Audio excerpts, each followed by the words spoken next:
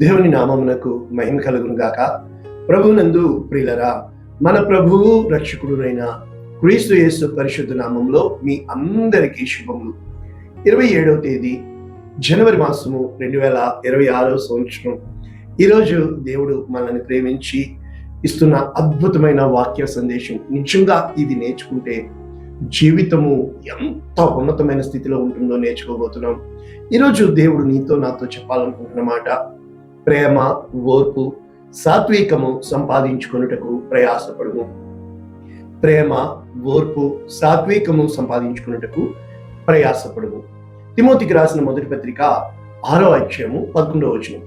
పూర్తి వచనము, దైవజనుడా, నీవైతే వీటిని విసర్జించి నీతిని, భక్తిని, విశ్వాసమును, ప్రేమను, ఓర్పును, సాత్వికమును సంపాదించుకున్నటకు ప్రయాసపడు. ఎన్ని పాయింట్లు? విసర్జించవలసినవి, సంపాదించుకోవాల్సినవి. నీతి, భక్తి, విశ్వాసము, ప్రేమ, ఓర్పు, సాత్వికం. రైట్, నేర్చుకుందాం. అయితే ఇంగ్లీష్ వెర్షన్ ఒక్కసారి మనము చూసి వాక్యము నేర్చుకుని వాక్యపు లోతుల్లోనికి వెళ్తే 1 Timothy chapter 6 మనము స్పష్టంగా దేవుని యొక్క వాక్యము ఈరోజు మీకు అర్థమైపోతుంది. కారణం ఏంటంటే, దేవుని యొక్క వాక్యము ఇంగ్లీష్లో కూడా ఎందుకు చదువుతున్నాము? మనము బేస్కి కూడా వెళ్ళాలా. హిబ్రూలో ఉంది, గ్రీక్లో ఉంది. కాబట్టి ఇప్పుడు New Living Translation 1 Timothy chapter 6 verses 11 final instructions of Paul. అంటే ఈ యొక్క పౌలు బాధ్యతలు అప్పగిస్తూ ఎలాగ ఉండాలో తిమోతికి చెప్పుతున్న మాటలు. Timothy, you are man of God, నీవు దైవజనుడివి. So run from all these evil things. ఈ చెడు, ఈ కీడు మార్గములన్నింటి నుంచి కూడా నీవు తొలగిపోయి pursue righteousness and a godly life.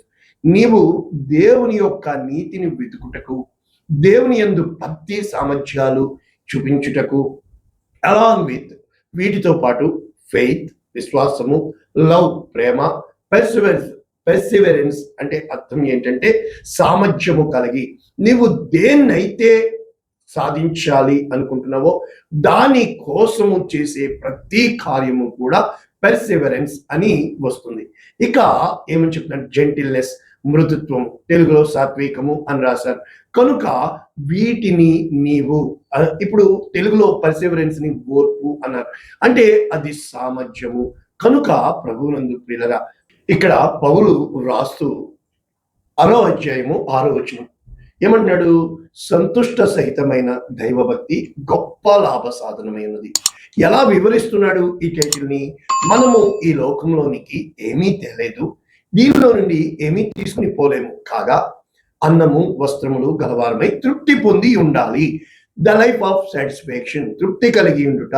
అయితే ఎవరైతే ధనవంతులగుటకు ఆపేక్షించువారు శోధనలోను, ఊరిలోను, అవివేకయుక్తములు, హానికరములైన దురాశలో కనుక దురాశ గర్భము ధరించి పాపము కనును, పాపము పరిపక్వమై మరణమును కనును.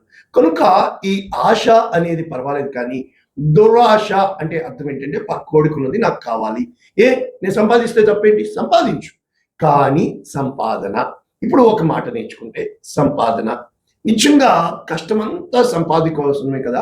అంటే కోటి విద్యలో కూటి కోసమే అనేది ఒక రోజున, ఈ రోజున కోటి విద్యలో కూడా కోటల కోసమే అన్నట్లుగా ఎంత వచ్చినా కూడా మనకి తృప్తి అనేది కలగట్లేదు. ఎలా నేర్చుకోవచ్చు?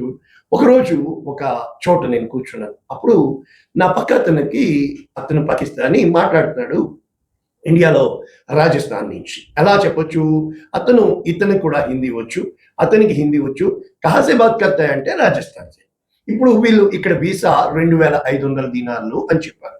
2500 దీనార్లు, కువైటీ దీనార్లు అని చెప్పి అతను అట్నుంచి బహుత్ జాదా, అవి చాలా ఎక్కువ, నా వలన కాదు అని చెప్తుంటే, యహా కానేకే బాత్ తుమ్ కమావోయేగి, అంటే నువ్వు ఇక్కడికి వచ్చాక సంపాదించుకుంటావు కదా, నువ్వు ఎందుకు ఖర్చు చేస్తున్నావు? నువ్వు ఒకసారి పెట్టుబడి పెడుతున్నావు, కానీ ఇక్కడికి వస్తే నువ్వు సంపాదించు.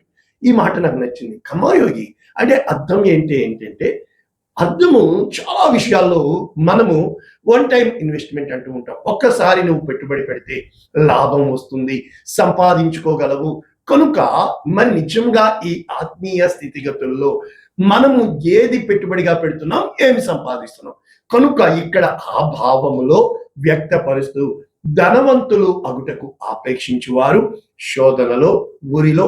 కనుక ఎప్పుడైతే నీ మోటివ్, నీ మక్సద్ అంటే నీవు ద గోల్ ధనాన్ని పెట్టుకుంటావో గుణాన్ని అమ్మేస్తావు. కనుక ఏ రోజు గుణాన్ని, ఆ గమ్యాన్ని, ఆ లక్ష్యాన్ని పెట్టుకుంటావో ప్రతి విధమైన అడుగు ఆచితూచి వేస్తావు. ఉదాహరణకి ఇక్కడ నాశనానికి, నష్టంలోనికి నడిపిస్తుంది. కారణం ఏంటి?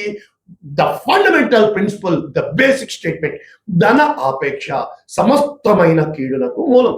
నిన్ను నాశనములోకి నడిపించేది ధనము ఆపేక్ష.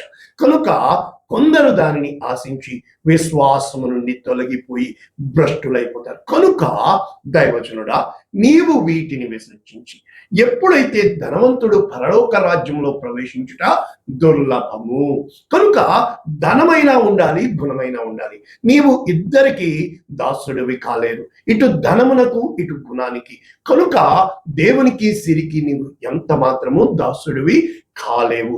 ఎప్పుడైతే నీవు దేవుని వెతుకుతావో, మొదట రాజ్యమును నీతిని వెతుకుడి, అప్పుడు అవన్నీ మీకు అనుగ్రహింపబడును. అయితే ఎప్పుడైతే దేవుని యందు క్రీస్తు యేసు మహిమలో మీ ప్రతి అవసరము తీర్చబడి, నేను నడిచి వచ్చాను ఈ విశ్వాసంలో, నేను రుచి చూచాను దేవుణ్ణి, నేను అడుగడుగునా నా దేవుడు నన్ను నడిపిస్తున్నాడని, నా దేవుడు నా చేయి పట్టుకుని పైకి లేవనెత్తుతున్నాడని, నా దేవుడు నా పట్ల శ్రద్ధ కలిగి ఉన్నాడని, నా దేవుడు. కనుక దేవుని యందు దైవజనుడు లేకపోతే దేవుని యందు ఉన్నవాడికి కావలసిన గుణగణాలు ఇక్కడ చెబుతూ దేనిని సంపాదించుకోవడానికి ప్రయత్నం చేయాలి? నీతిని. అనగా ఏంటంటే మన స్వనీతిని భూస్థాపితం చేయాలి. దేవుణ్ణి నమ్మడమే నీతి.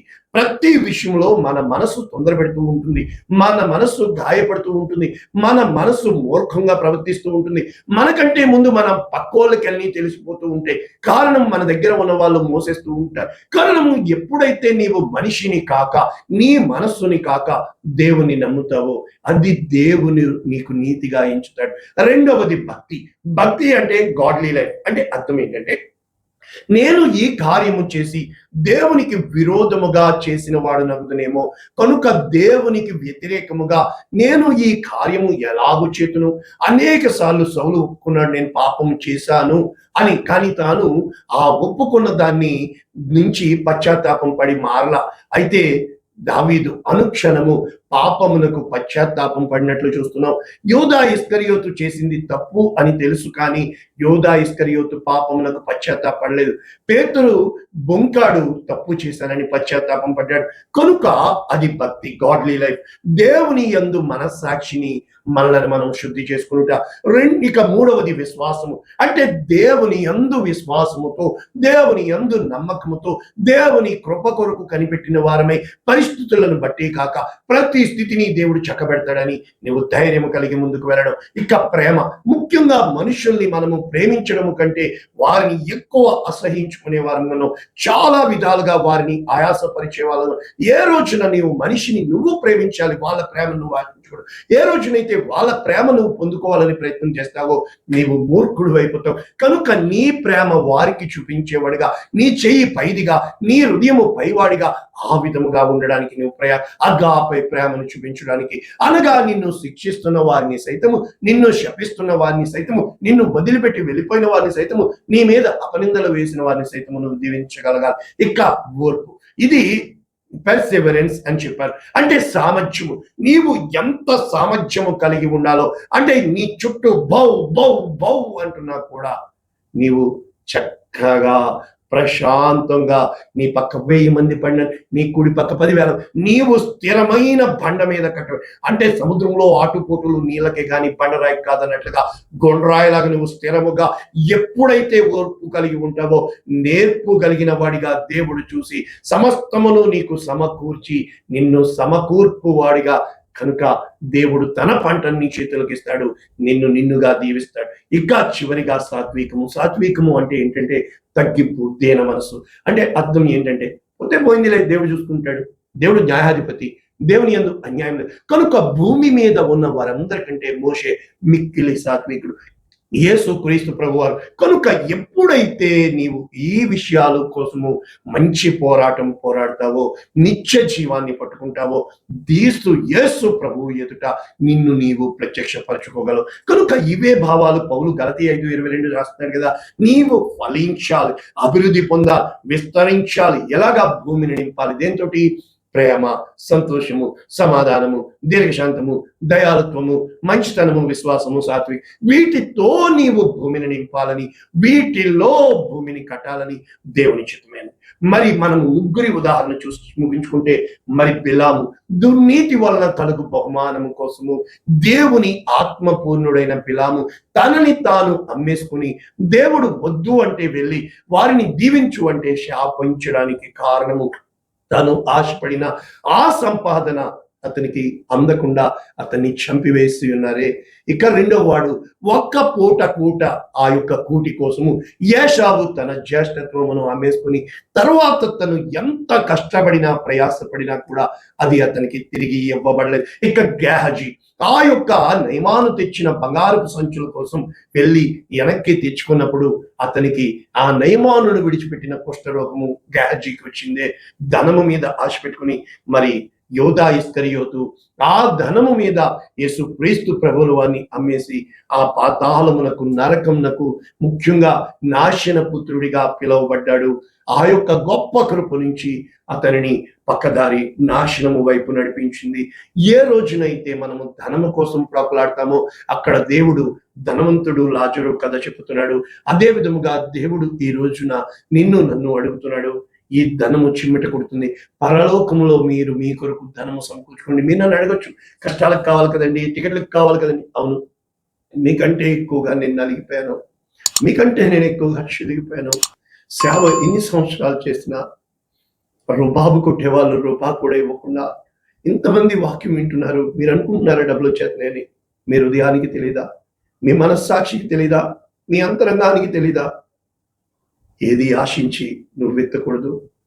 అదేంటండి, పంట వస్తుందనే కదా విత్తాలి. అవును, అది విత్తనం ఖచ్చితంగా నీకు పంటిస్తుంది.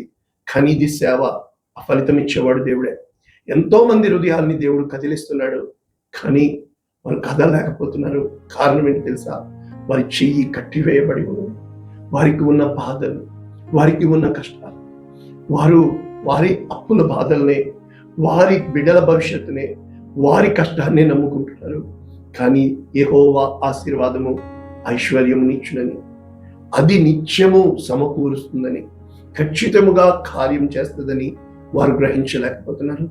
ఏ రోజునైతే వారు గ్రహించగలుగుతారో వారికి అర్థమవుతుంది. గుక్కడు చన్నీళ్ళిస్తే జీవ గ్రంథంలో రాసే దేవుడు ఈ రోజున నిన్ను విడిచిపెట్టువాడు కాదు, నిన్నుగా లేవనెత్తేవాడు. నిన్నుగా పైకి లేవనెత్తి ప్రజల అధికారులతో, ప్రధానులతో పెంటకు పొలమించి లేవనెత్తుతాడు. నా జీవితం దానికి సాక్ష్యము. అటువంటి కృప దేవుడు మనకి అనుగ్రహించుగాక. పరిశుద్ధుడా, ప్రేమ కలిగిన తండ్రి, మితమైన వాక్యము అనేక మందికి ఆశీర్వాదంగా, అనేక మందికి దీవెనకరంగా ఈ రోజునైనా దేన్ని సంపాదించుకోవడానికి ప్రయాసపడుతున్నామో అర్థమయ్యేటట్లుగా మాకు నేర్పించమని యేసునామమున దీవిస్తున్నాం తండ్రి. ఆమేన్. God bless you all. దేవుడు మిమ్మల్ని దీవించుగాక. ఆమేన్.